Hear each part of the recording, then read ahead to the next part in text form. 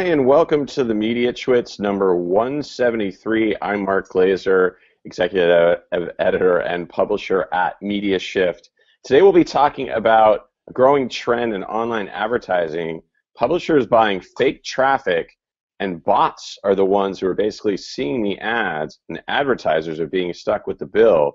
A recent big investigative story and cover story on Bloomberg Businessweek uncovered some of what's going on behind the scenes and some of the fake traffic and some of the ad fraud that's going on online. So we'll talk about that and ways that publishers can kind of combat bots and fraud on this week's episode. But first, a word from our sponsors. Running your own business requires focus, and so does parenting. Mediatwits podcast sponsor NextSpace created a place where parents could give their best attention and quality of attention to both. Co-working space and childcare space under one roof. Learn more at nextspace.us/nextkids. The MediaShift is producing our second Hack the Gender Gap Women's Hackathon at USC Annenberg on October 9th to 11th in Los Angeles. The focus will be on immersive journalism and virtual reality. We'll have female students, faculty, and professionals from around the country participating. We still have some spots available, so register today. Learn more at bit.ly/gendergapusc and use the HACK20 code for 20% off the entry fee. So before we get into our discussion, I want to introduce our guests. We have Lisa Kerr joining us from Digital Content Next in New York, and we have Ben Elgin joining us by phone. He's at Bloomberg Businessweek, and he helped put together this in-depth report, this cover story about kind of fake traffic and how much of your audience is fake, as the headline has on the story online. So this story basically uncovered one of the stories it uncovered was Heineken was kind of the first story they looked at, and that they found in one of their campaigns that only 20% of the people looking at the ads or ad impressions were actually humans versus 80% bots and fraudulent traffic. I think it really surprised them because everyone talks about online advertising and how much it's going to be the most measurable, it's going to reach the most people, it's going to be reasonably priced. Everything about online advertising is about measurability and accountability and transparency, but this story really found a completely, a whole other part of the internet. And as we know, the internet does some great things, and it also there's a lot of bad that's gone on there pretty much since the beginning of the internet. Ben, walk us through how some of this fraud takes place online for people that don't kind of understand about fake traffic and bots. Yeah, sure. Hey, Mark.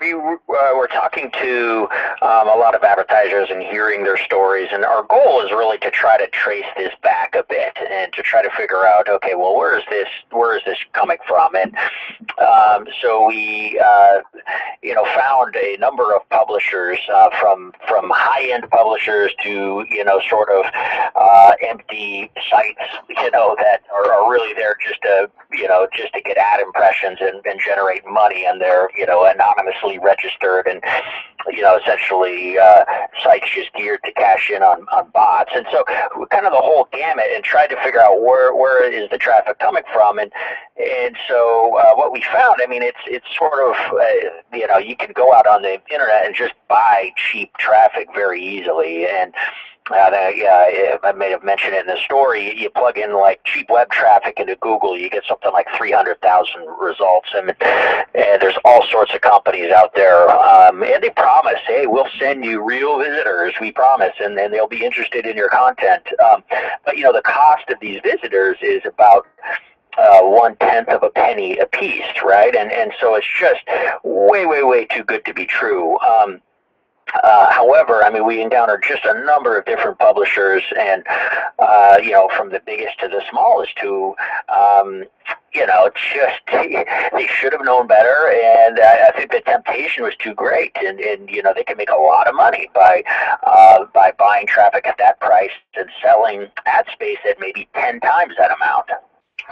Yeah, and I mean, it seems like there's such a push now for, people to get big traffic numbers. I mean, that's what a lot of people use as kind of the currency on online. We've got 10 million unique visitors, we've got this and that. So someone starting out, or even a large publisher that wants to start a new site or a new video site, I guess there's a temptation, right, to get those big numbers. Absolutely, and that's one of the examples we have in the article is the publishing company Bonnier, and they have really been, as with many old world publishing companies, have sort of struggled with this transition to digital, and the print properties are beginning to lose money, and they really have a impetus to drive up these digital revenues. And I mean, everybody's sort of gone through this. I mean, my own employer has, but yeah, this temptation though to suddenly just ramp up traffic significantly and drive those digital revenues. I mean, it's pretty powerful, and that temptation is there for these companies to really bring in these audiences, show that prove to their bosses and prove to the advertisers and everybody else, hey, our digital properties are taking off, we're getting traction, people are checking us out online. It's a really strong temptation, but if it's all done on cheap traffic, which by and large tends to be it tends to be fake. It's definitely not sustainable, and advertisers essentially are getting ripped off. No question. And Lisa, the Digital Content Next, it's association of online publishers, larger, kind of the high-end ones, as Ben was saying. You had a survey that you did, or a study recently with White Ops, looking at some of the higher end publishers, and you found that there was a lower percentage of ad fraud. What was it, 2.8%? Right. Among a group of, 32 publishers. So what do you take from this story? I mean, is it something, obviously we've all looked at ad fraud for a long time, but what were some of your takeaways from the story and from your study? Yeah, Mark, when we set out to do this study with the members of DCN, what we really wanted to do was find a way to benchmark where our premium publishers were in terms of bot fraud, and hopefully dig into some of the practices and policies that those publishers that had experienced success in terms of minimizing bot fraud, dig into what they were doing to do that, to minimize bot fraud, and make those practices and kind of the actionable insights from the study available to the industry to hopefully raise the bar for everybody and get everybody to a place where a sub 3% bot fraud rate is not unusual. That being said, what we found was that quality content really is the best filter for reaching engaged human audiences. If you look at our members who participated in this study, as you mentioned, when we compare the publishers who participated in this, with the inventory that they're offering to the advertising marketplace being premium, high-end, high-quality inventory, as compared to the inventory that was analyzed in the 2014 ANA study that White Ops also conducted, again, that association with quality content can drive the bot fraud rates to something of 90% reduction in video fraud and 75% reduction in display inventory fraud on the basis of what we learned through the course of the study we did with White Ops. So, there were a variety of different practices and policies that our members employ to keep those numbers as low as they are. But I think there's universal acknowledgement that bots and bot operators are evolving as quickly as there's a solution in place or a technology in place to help with identification and detection.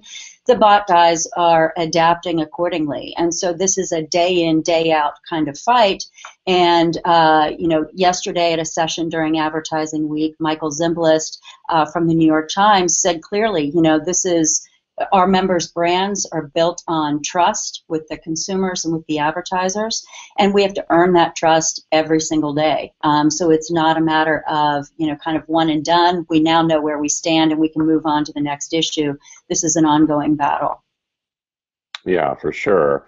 And what about programmatic? Because that was something that came up in this story that, programmatic when you take the ad buying out of the hands of just a one-to-one personal thing where it's not kind of a personal outreach that there's when you bring in, I guess it's more middlemen, there's more chance for fraud. What about that part of it? Yeah, it was interesting. White Ops is a digital security technology firm. They're very experienced in this space. And one of the things that we heard from CEO Michael Tiffany, it was his team who did the study, was that there was somewhat higher incidence of body traffic through programmatic, but not anywhere near what they expected. And I think in some ways that reflects the degree to which there still has to be a human hand on the tiller when it comes to using automation. And that is, in fact, the way most of our publishers engage with the programmatic marketplace. One of the other things that came up in discussion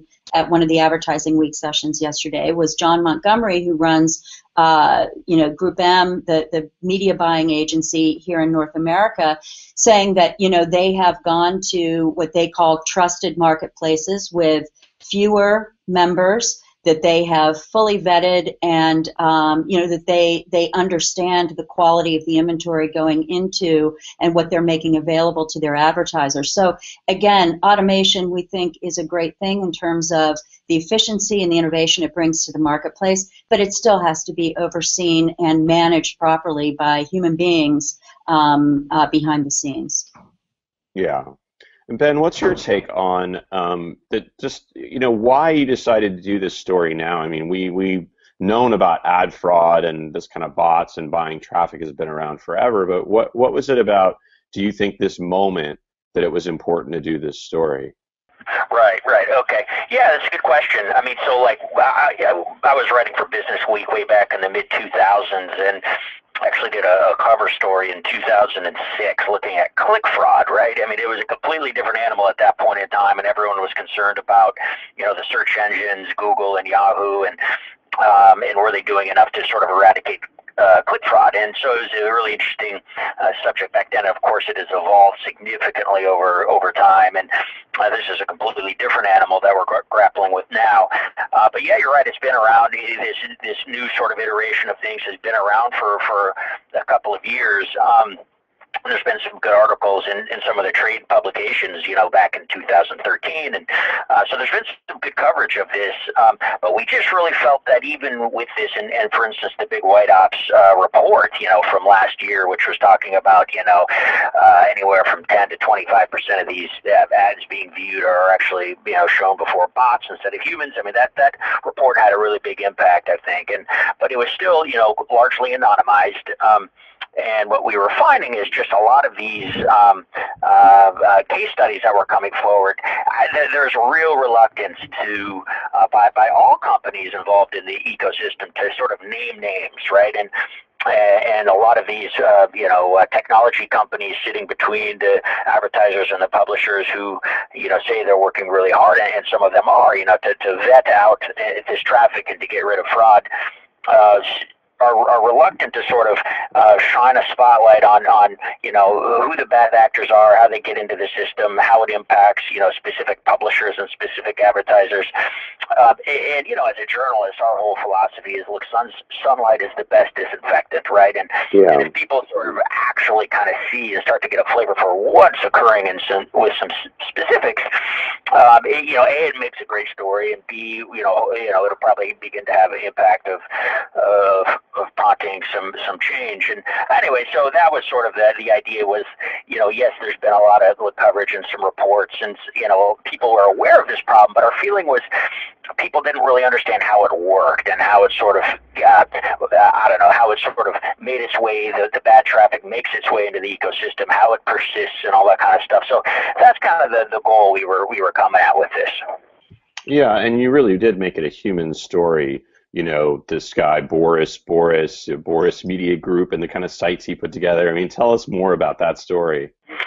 Yeah, and this was a phenomenon we saw over and over and over again during the research of this, and it was kind of fun researching this because, you just hang out on places where traffic gets, bought and sold, and also on exchanges where you can see inventory from websites being offered for sale, and quite often we'd see like a website with just staggering inventory. Like one of the ones I saw all summer was, and we didn't actually get into this example in the story, but it's this website called grandparentsareLove.com, right? And it was, it had the same content up the entire time. It was like a 6-paragraph story on stomach and indigestion. And, they were up for much of the summer, talking about millions of impressions per day being sold. And so we'd see examples like that. It just makes no sense whatsoever.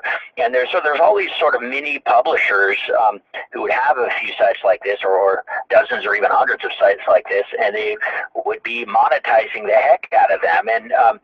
And so, we started to kind of follow up on several of these examples, and one of them was Boris, and he had a site called, or has a site called My Top Face, and so again, a lot of ad inventory being sold, and a lot of mainstream advertisers showing up there, and so we were able to sit down and chat with him and get a better sense of how his business works.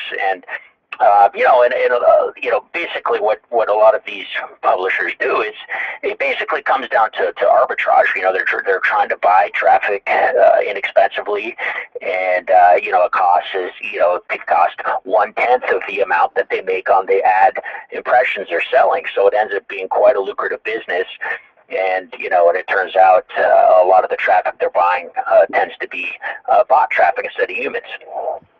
Yeah, and then what can people, how can that be combated? You're outlining a great business model for people at home to kind of go out and do. Like, why doesn't everyone do that? Right. And a lot of people do that.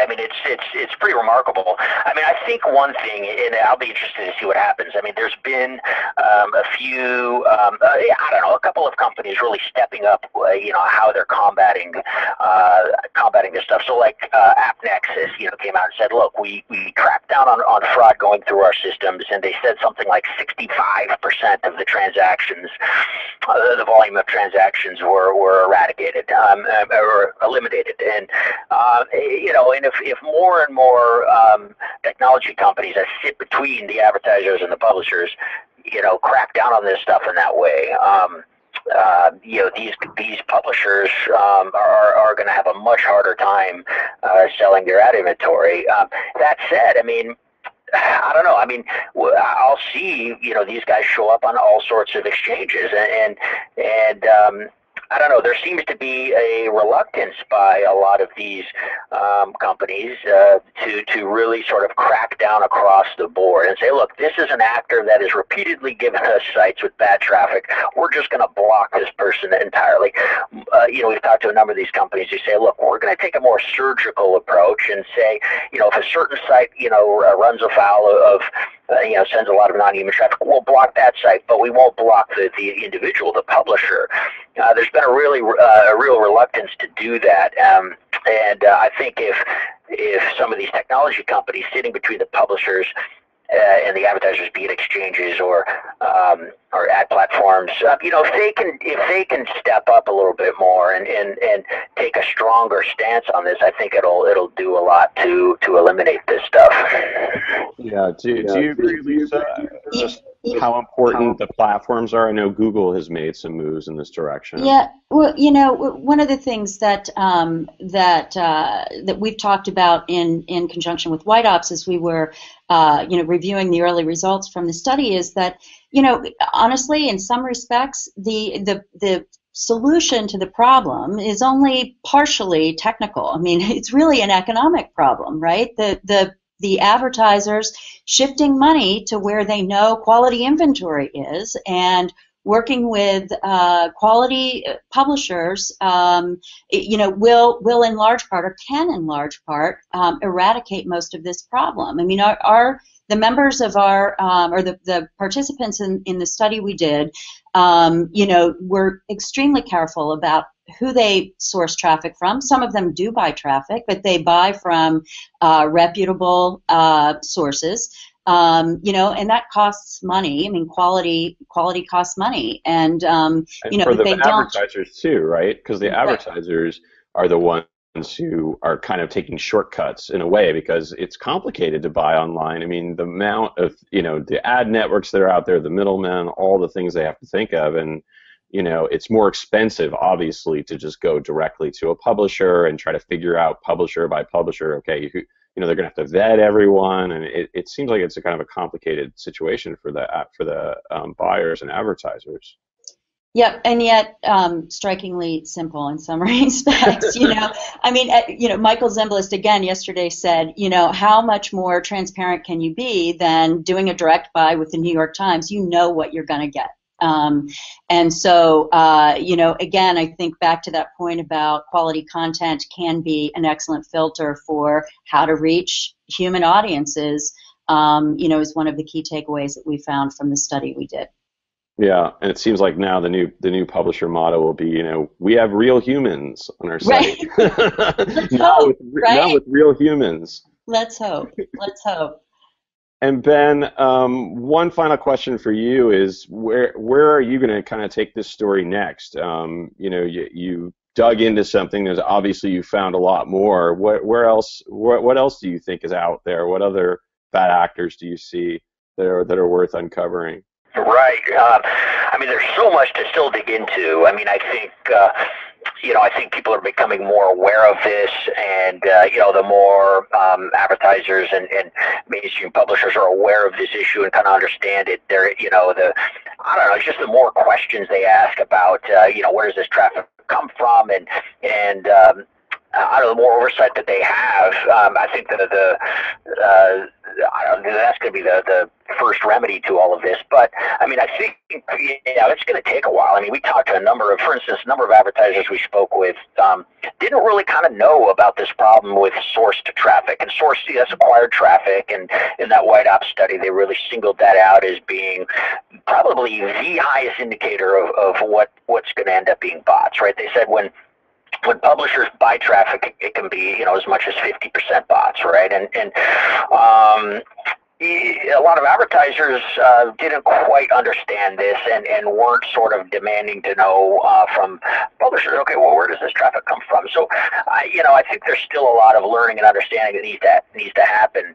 And, I mean, as a journalist, I think one of the best stories, I mean, the most awesome story would be to actually trace this stuff back to a specific bot operator, wherever this man or woman is, and how do they all run their business, and how does this stuff end up in the sort of the traffic ecosystem, advertising ecosystem. I mean, I would love to do that story, and I haven't seen anybody do that. I mean, and I think where these this traffic buying and selling typically will hop through a couple of different people and companies before it sort of makes its way into these sort of mainstream environments. So, that's one thing we've tried to do is kind of trace it back. And we've kind of talked to some people who, responded, to emails.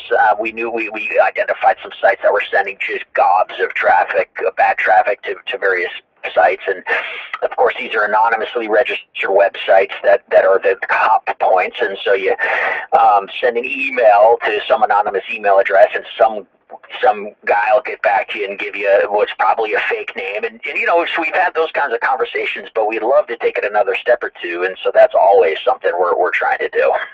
Is this legal, a lot of what's going on? I mean, could the advertisers, is there someone they could sue or take to court over this? I don't think so. It's so a lot of these entities are overseas. Like some of these, anonymous people we were reaching out to, said that one person I was emailing with said he was in Ukraine, and so it's hard to see any sort of legal repercussions with that. There was a case in New York where it was I don't want to misstate it here, but it was a foreign national in New York who had been running sort of some advertising bot scheme, and who was arrested and charged. But that particular case was it was the malware aspect of it, right? It was the infecting of people's computers, Right. in order to bring them into these botnets, right? That's how this guy got cracked down on. But in terms of like misrepresenting traffic to advertisers, I don't believe that there is I haven't heard of any sort of legal repercussions, but I'd be interested to know if you guys have heard otherwise. No, I haven't. I was just curious about it. Well, thanks for the discussion. I really appreciate it. I want to thank our guests, Ben Elgin from Bloomberg Businessweek, Lisa Kerr from Digital Content Next, our producer, Jefferson Yen in LA. You can catch us each and every week on the Mediatwits at mediashift.org. You can follow us on Twitter at the Mediatwits. Our past episodes are on SoundCloud and YouTube. And if you enjoyed the show, please review us on iTunes. I want to thank our sponsor, NextSpace and NextKids. You can learn about their program at nextspace.us/nextkids. We'll catch you all next week.